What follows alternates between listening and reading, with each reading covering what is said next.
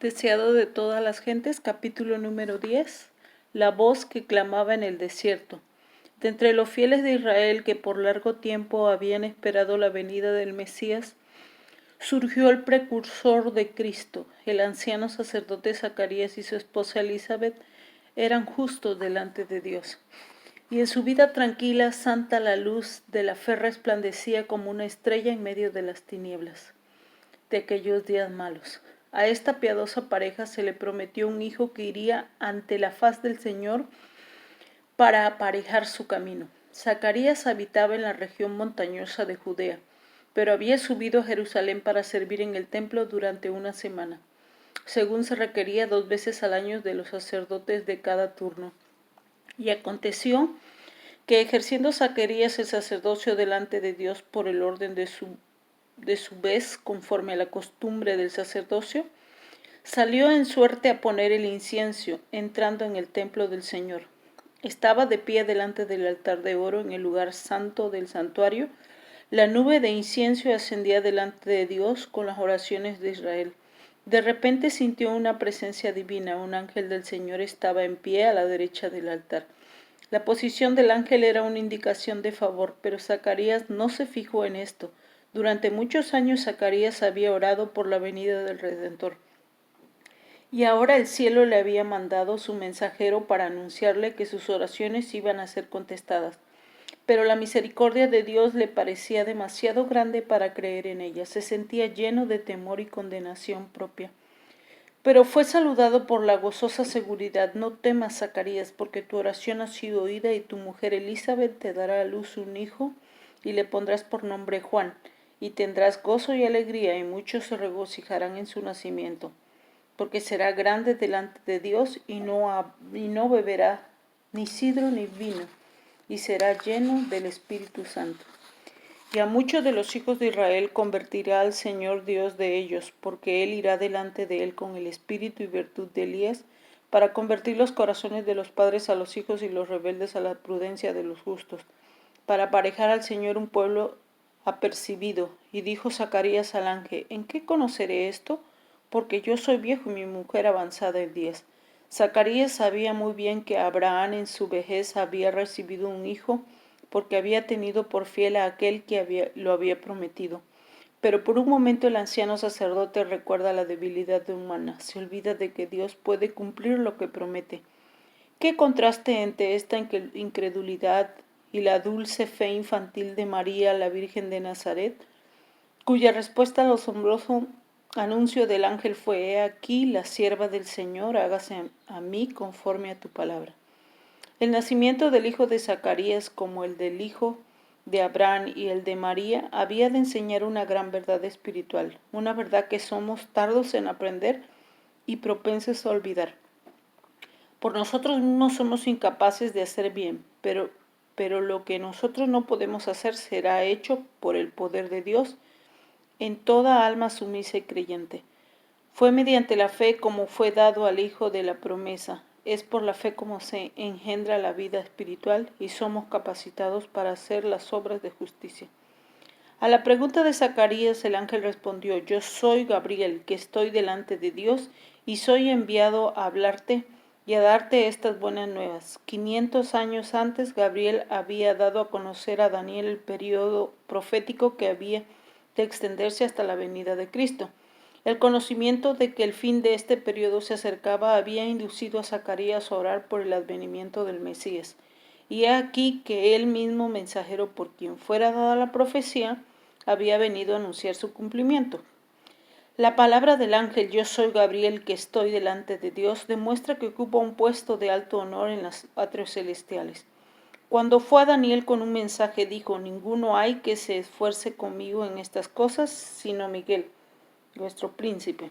El Salvador habla de Gabriel en el Apocalipsis diciendo que la declaró enviándola por su ángel a Juan su siervo, y a Juan el ángel declaró: yo soy siervo contigo y con tus hermanos, los profetas. Admirable pensamiento que el ángel que sigue en honor al Hijo de Dios es el escogido para revelar los propósitos de Dios a los hombres pecaminosos.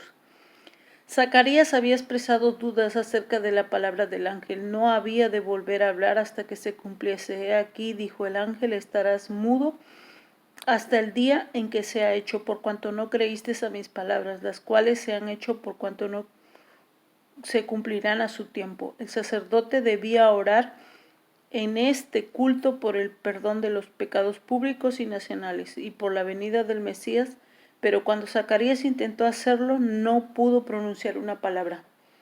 Saliendo afuera para bendecir al pueblo, les hablaba por señas y quedó mudo.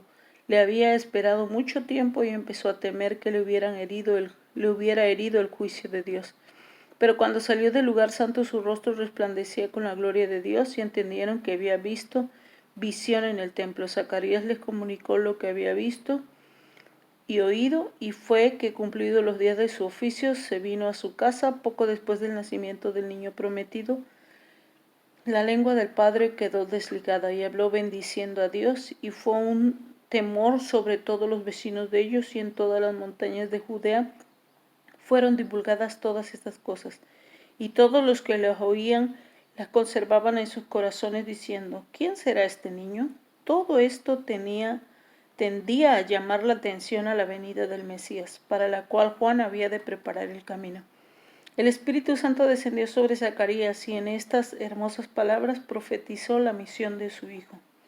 Y tú, niño, serás llamado profeta del Altísimo, pues irás delante de la faz del Señor para preparar sus caminos, dando conocimiento de salvación a su pueblo en la remisión de sus pecados, a causa de las entrañas de misericordia de nuestro Dios, en las cuales nos visitará el sol naciente descendiendo de las alturas, para dar luz a los que están sentados en tinieblas y en sombras de muerte, para dirigir nuestros pies en el camino de la paz.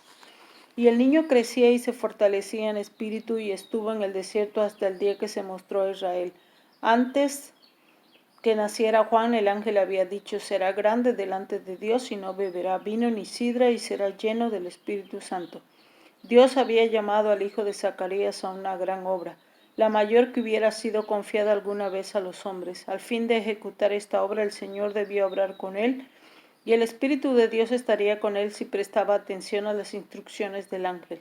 Juan había de salir como mensajero de Jehová para comunicar a los hombres la luz de Dios. Debía dar una nueva dirección a sus pensamientos, debía hacerles sentir la santidad de los requerimientos de Dios y su necesidad de la perfecta justicia divina. Un mensajero tal debía ser santo, debía ser templo del Espíritu de Dios. A fin de cumplir su misión debía tener una constitución física sana, fuerza mental y espiritual. Por lo tanto, le sería necesario dominar sus apetitos y pasiones. Debía poder dominar todas sus facultades para poder permanecer entre los hombres tan inconmovible frente a las circunstancias que le rodearan como las rocas y montañas del desierto. En el tiempo de Juan el Bautista, la codicia de las riquezas y el amor al lujo y a la ostentación se habían difundido extensamente. Los placeres sensuales, banquetes y borracheras estaban ocasionando enfermedades físicas y degeneraciones, embotando las percepciones espirituales y disminuyendo la sensibilidad al pecado.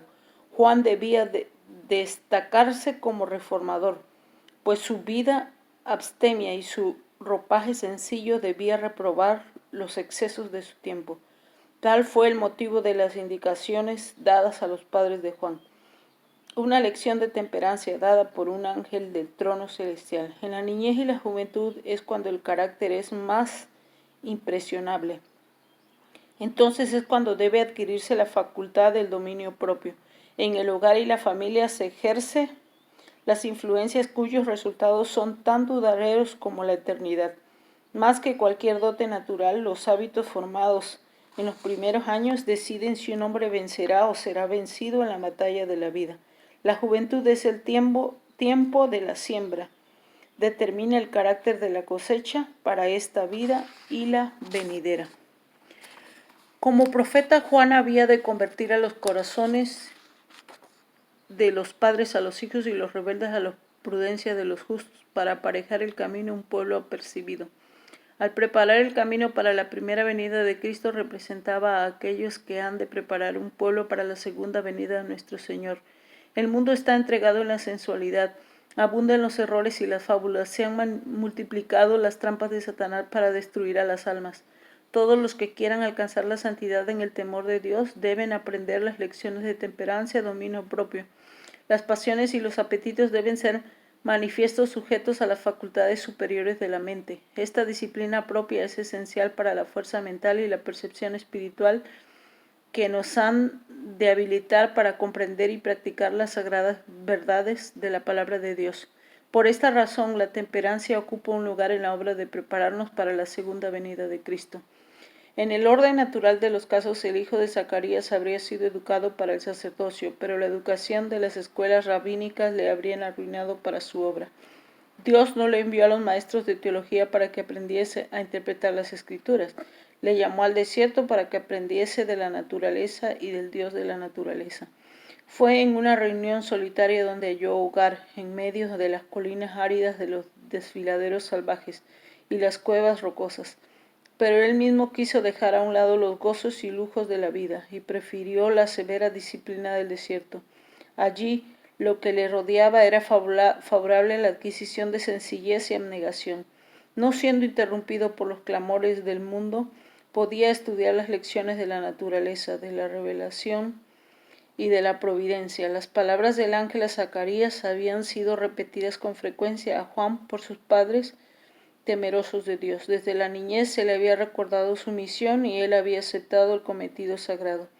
Para él la soledad del desierto era una manera bienvenida de escapar de la sociedad en la cual la sospecha, la incredulidad, la impureza la compenetraban casi todo.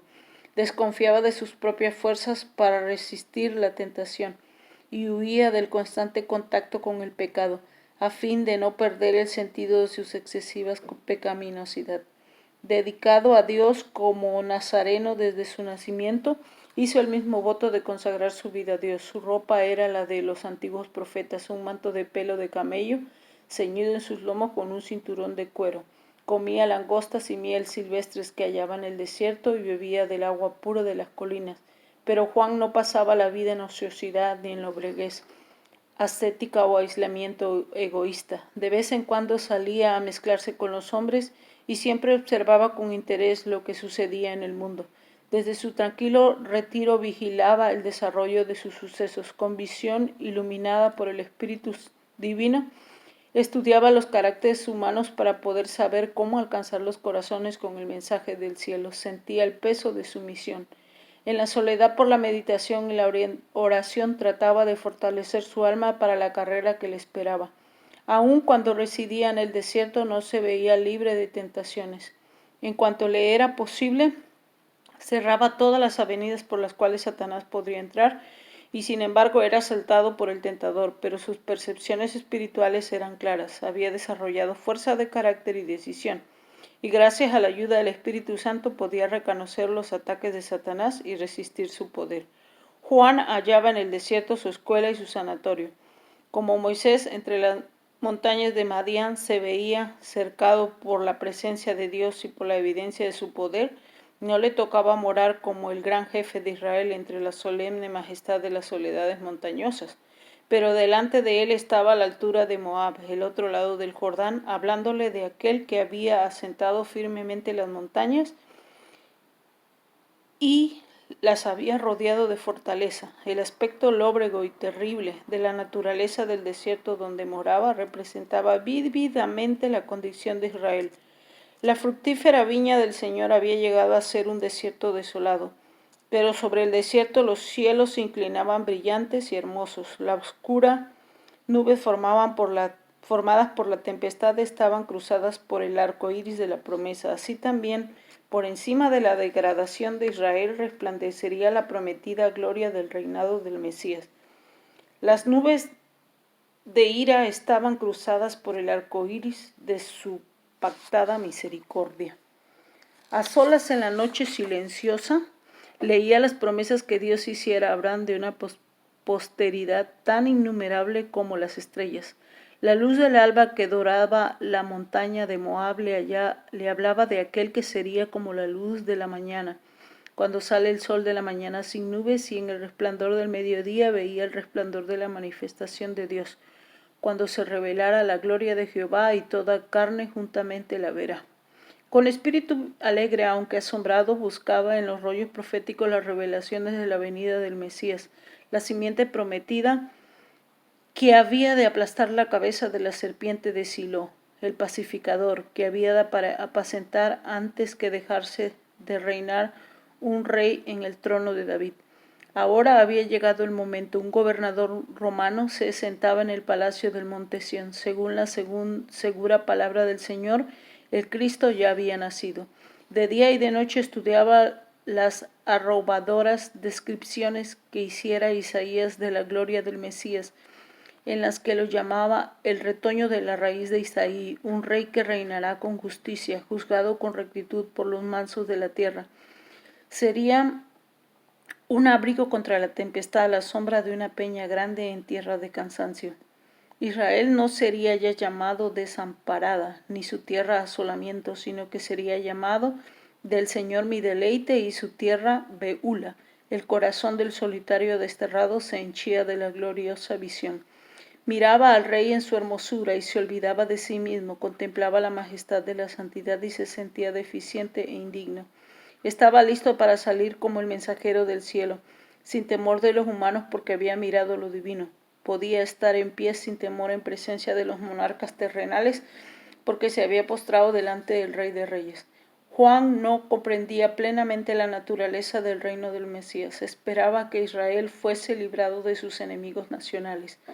Pero el gran objeto de su esperanza era la venida de un rey de justicia y establecimiento de Israel como nación santa. Así creía que se cumpliría la profecía hecha en ocasión de su nacimiento, acordándose de su santo pacto, que sin temor, librados de nuestros enemigos, le serviremos en santidad y en justicia delante de él todos los días nuestros. Veía que los hijos de su pueblo estaban engañados, satisfechos y dormidos en sus pecados. Anhelaba incitarlos a vivir más santamente. El mensaje que Dios le había dado para que lo proclamase estaba destinado a despertarlos de su letargo y hacerlos temblar por su gran maldad, antes que pudiera alojarse la semilla del Evangelio. El suelo del corazón debía ser quebrantado antes de que tratase de obtener sanidad de Jesús. Debía ser despertado para ver el peligro que les hacía correr las heridas del pecado. Dios no había enviado mensajeros para que adulen al pecador. No da mensajes de paz para arrullar con una seguridad fatal a los que no estén santificados. Impone pesadas cargas a las conciencias del que hace mal y atraviesa el alma con flechas de convicción. Los ángeles ministradores le presentan los temibles juicios de Dios para ahondar el sentido de su necesidad e impulsarles a clamar: ¿qué debo hacer para ser salvo?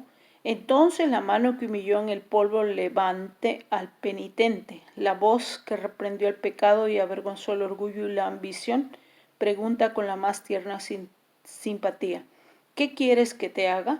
Cuando comenzó el ministerio de Juan, la nación estaba en una condición de excitación y descontento rayana en la revolución. Al desaparecer Arquelao, Judea había caído directamente bajo el dominio de Roma. La tiranía y la extorsión de los gobernantes romanos y sus resueltos esfuerzos para introducir las costumbres y los símbolos paganos encendieron la rebelión, que fue apagada en la sangre de miles de los más valientes de Israel. Todo esto intensificó el odio nacional contra Roma y aumentó el anhelo de ser libertados de su poder.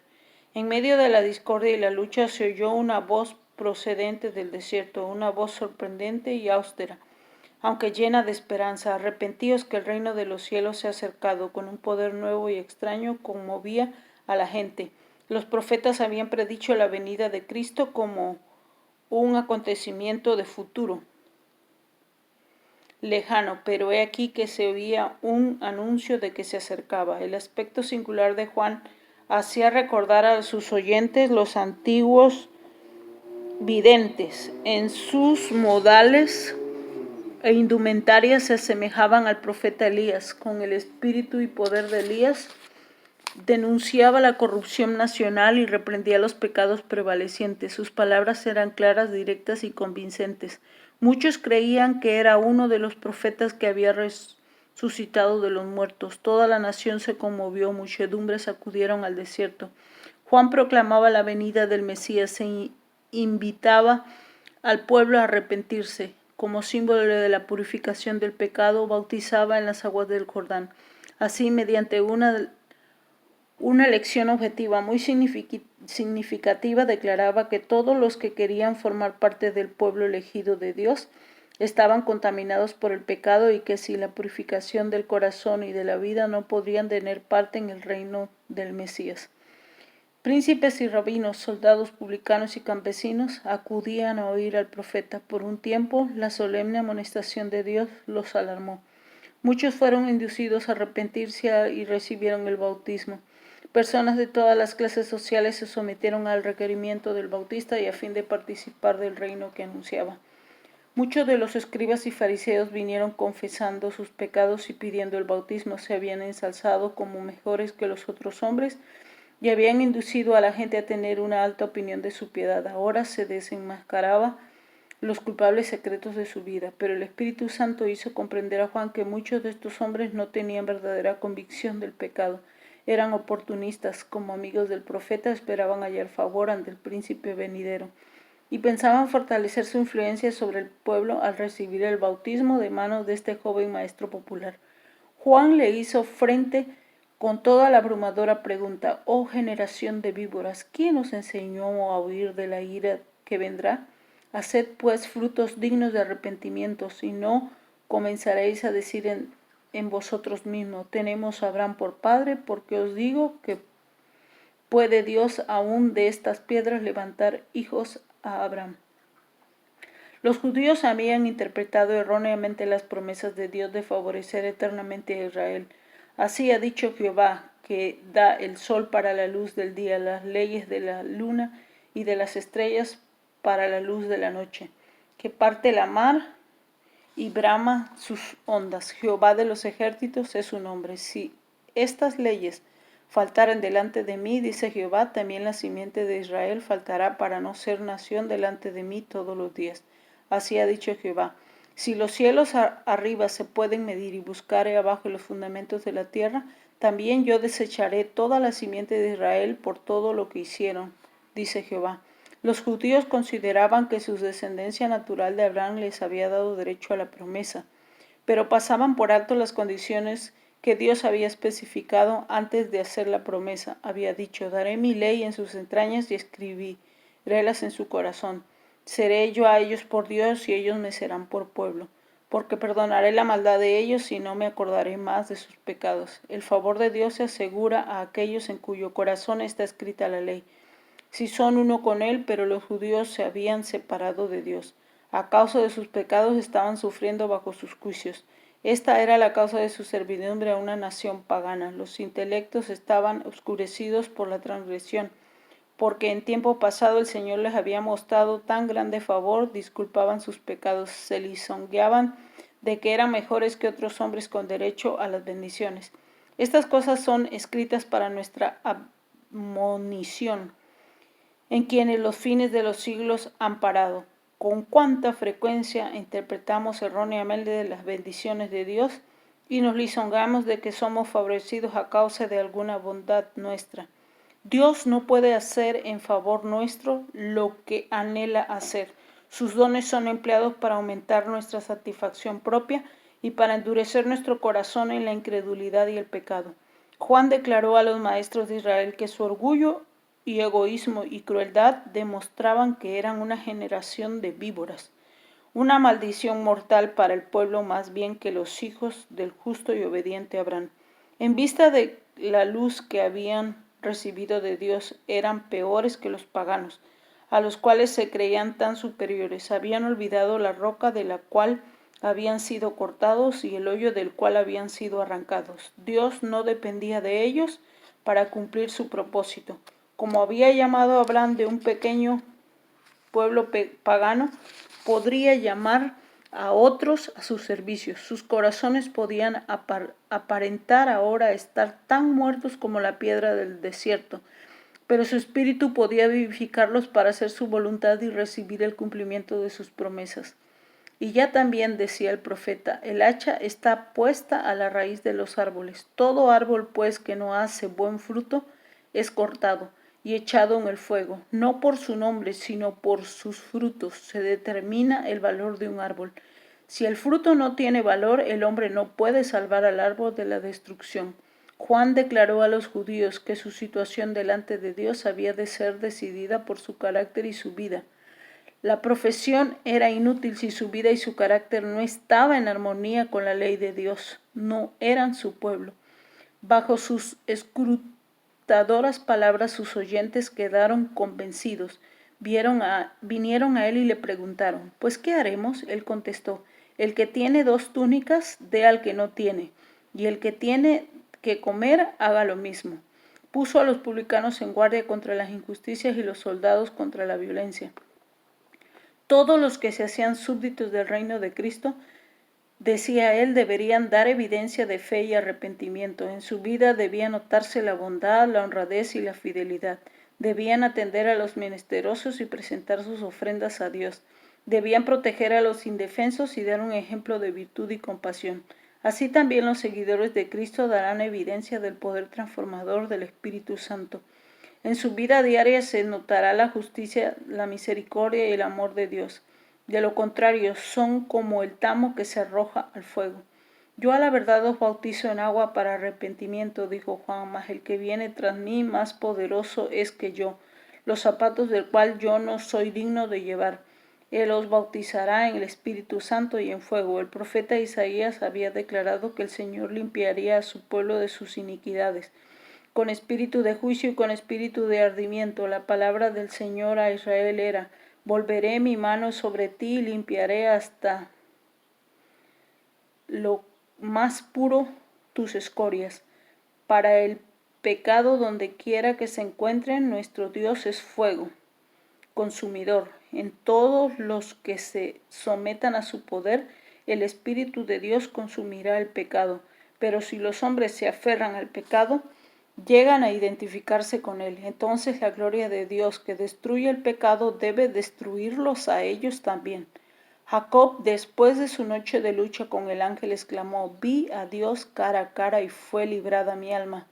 Jacob había sido culpable de un gran pecado en su conducta hacia Esaú, pero se había arrepentido, su transgresión había sido perdonado y purificado su pecado. Por lo tanto, podía soportar la revelación de la presencia de Dios.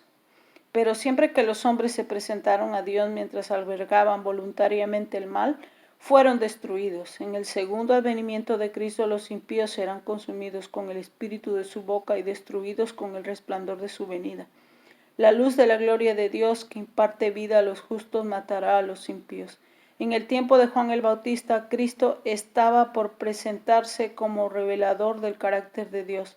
Su misma presencia harían manifiesto a los hombres sus pecados. Únicamente en la medida en que estuviesen dispuestos a ser purificados de sus pecados, podrían ellos entrar en comunión con Él. Únicamente los impíos de corazón podían morar sin Cristo, y los limpios de corazón podrían estar en su presencia. Así declaraba Juan el Bautista el mensaje de Dios a Israel. Muchos prestaban oídos a las instrucciones, muchos lo sacrificaban todo a fin de obedecer. Multitudes seguían de lugar en lugar a un nuevo maestro, y no pocos abrigaban la esperanza de que fuese el Mesías. Pero al ver Juan que el pueblo se volvía hacia él, buscaba toda oportunidad de dirigir su fe a aquel que había de venir.